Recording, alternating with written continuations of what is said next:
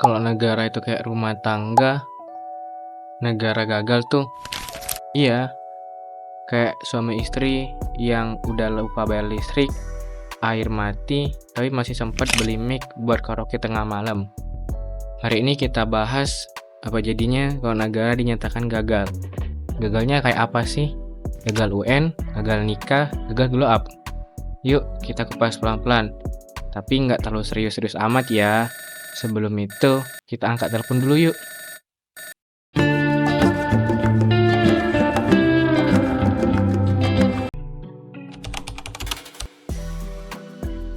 Negara gagal itu apa? Negara gagal bukan berarti negara yang tiba-tiba hilang dari Google Maps ya.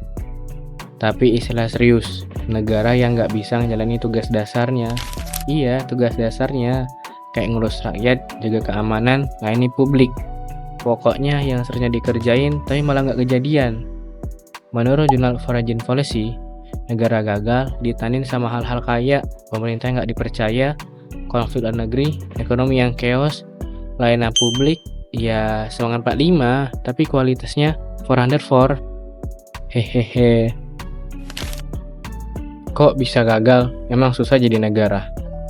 Institusi yang buruk akan menghasilkan negara yang buruk. Diran Asmolego, James Robinson, Why a Nation Fail. Jadi gini, negara gagal biasanya punya institusi politik dan ekonomi yang inklusif, alias kekuasaan cuma muter di segelintir elit. Warga cuma jadi penonton di drama demokrasi, kayak acara makan-makan, tapi kita cuma boleh nonton dari luar jendela. Pedih bro rasanya.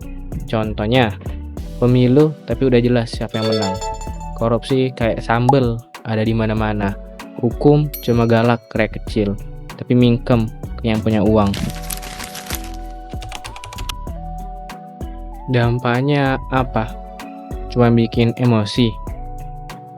Dampaknya lebih dari sekedar bikin rakyat pengen pindah ke planet Mars. Negara gagal bisa menyebabkan kekacauan sosial, konflik bersenjata, arus pengungsi, ekonomi jeblok kayak sel wifi pas hujan.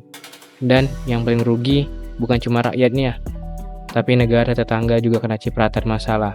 Contohnya, konflik Suriah menyebabkan jutaan pengungsi, dan itu menyebabkan krisis di Eropa.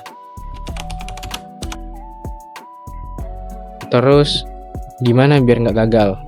Tenang, negara bisa balik ke jalan yang benar kok. Caranya, bangun institusi inklusif, supremasi hukum, kebebasan pers, dan yang terakhir paling penting, pendidikan yang gak cuma hafalin, tapi bisa bikin mikir. Dan satu lagi, rakyat bukan cuma penonton, harus aktif jadi pengawas. Quotes dari ya kita sendiri aja lah. Hehehe.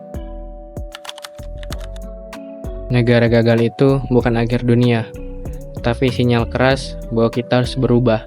Jadi, kalau pemimpin sibuk rebutan kursi, rakyat sibuk rebutan minyak goreng, dan hukum sibuk tidur siang, mungkin udah saatnya bilang, bro, kita butuh restart nih.